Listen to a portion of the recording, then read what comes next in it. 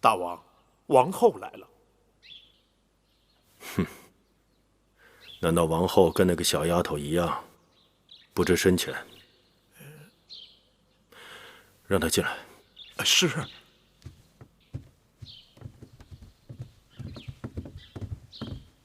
臣妾拜见大王。王后来此有何事啊？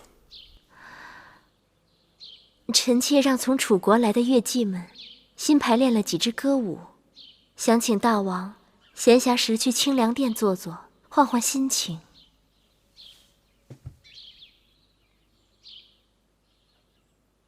好，寡人今晚有空，晚膳后去吧。是。这几日，那芈月在做什么？芈月这几日忙得很。其实这些曲子也是芈月帮臣妾选的，她在这上面费了不少心血呢。这就对了，女人嘛，习习歌舞，做做女工，其他的事情少操心才好。臣妾记在心上了。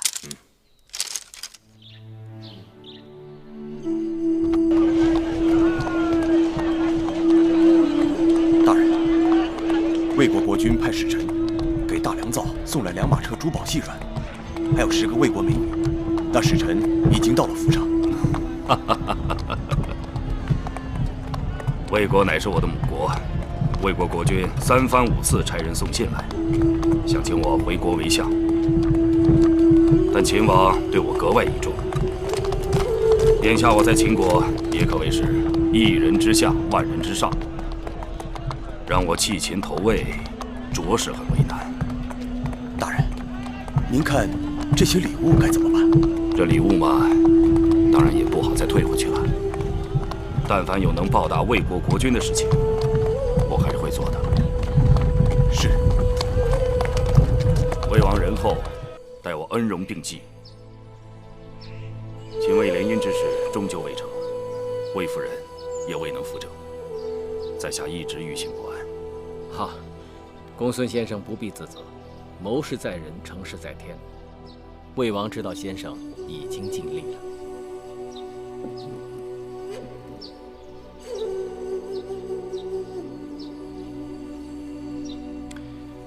先生以为张仪此人如何呀？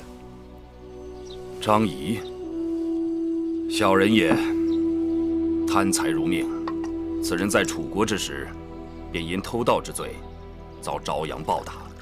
后来来了秦国，又妄图贩卖他的连横之说。可是他不知道，列强征战，凭的就是实力，只有一场一场的胜仗打下去，才有可能屹立于群雄之上。我以为先生不可轻视张仪，此人能被秦王看中，也确实有其才华。先生性情率直，还当收敛为是。秦王淫肆为人，不似孝恭厚道，先生乃堂堂君子，当防小人使奸呐。当年我公孙衍离魏入秦，便是听说秦王知人而善任。如果秦王是个明君，倒也罢了；倘若有一天他变得昏聩无能，只听从小人摆布，那我公孙衍又有什么必要留在秦国呢？魏王就是钦佩先生的率性。先生如今在大秦朝中如日中天，但人无千日之好，花无百日之红。眼下当趁处女尚未坐稳后宫，尚未生下嫡子，先生应祝公子华早日登上太子之位才是，以免夜长梦多，变生昼夜。倘若公子华能立为太子，自然对魏国有好处。但是秦王知道，此前我一直力主将魏夫人扶正，阻挠秦楚联姻。如果此事我公孙衍再出面，恐怕事与愿违啊。公孙先生，此事别着急。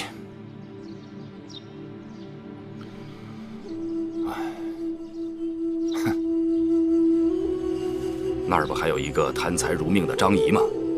张仪此人一向做事都是谁给的钱多，就给谁出力。我看不如这样，让魏夫人去找张仪，由她提议立嬴华为太子，我来附议。如此一来，不就水到渠成了吗？先生高明。姐姐，自从上次芈月被大王训斥之后，如今再也没有人敢提那符节了。这一关我们总算是过去了。姐姐，眼下你应该把心思放在立太子的事情上了。先生信上说，要我们先疏通好自己的关系，该打点的千万别小气。别的还好说，就是那个张仪，我们与他素无来往，突然上门求他办事，也不知道他好不好说话。不打紧的姐姐，那就是个贪财的家伙，我们多给他点儿不就是了？妹妹说的有理。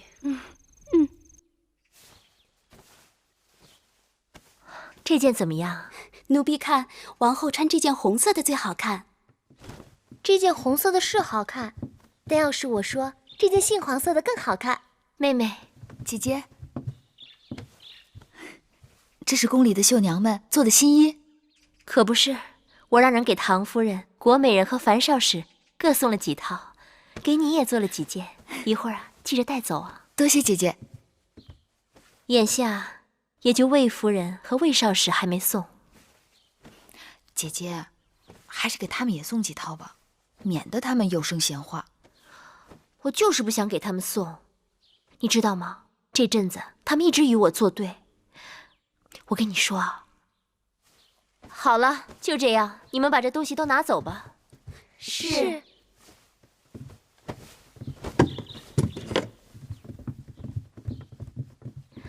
妹妹，怎么了，姐姐？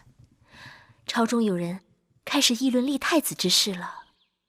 一些人向那些擅长游说的客卿行贿，游说大王和朝中重臣要立公子华为太子。他们都是些什么人？那些游说之士，凭着3寸不烂之舌，游走列国，呼风唤雨，搅起风云无限。因此，让公子华当上太子，也不是不可能。据说这些钱都出自魏夫人之手。姐姐还知道什么？听说魏夫人下重礼的人中，有那个最会游说的客卿，叫张仪的。怎么会是他？你当日被一渠人抓走，大王就是派他去游说一渠的，用600车粮食把你换回来的。他的口舌功夫也由此在朝中有了名声。张仪对我有恩。是啊，我知道妹妹与张仪的交情，所以想求妹妹出马，让张仪千万不要帮错了人。此事重大，我不知道张仪肯不肯帮忙。人人都知道那张仪爱财如命，不就是送钱吗？魏夫人送多少，我们送多少，不会亏待她。君子爱财，取之有道。张仪这个人看似无德无行，但实际上却是胸有丘壑，极为自负。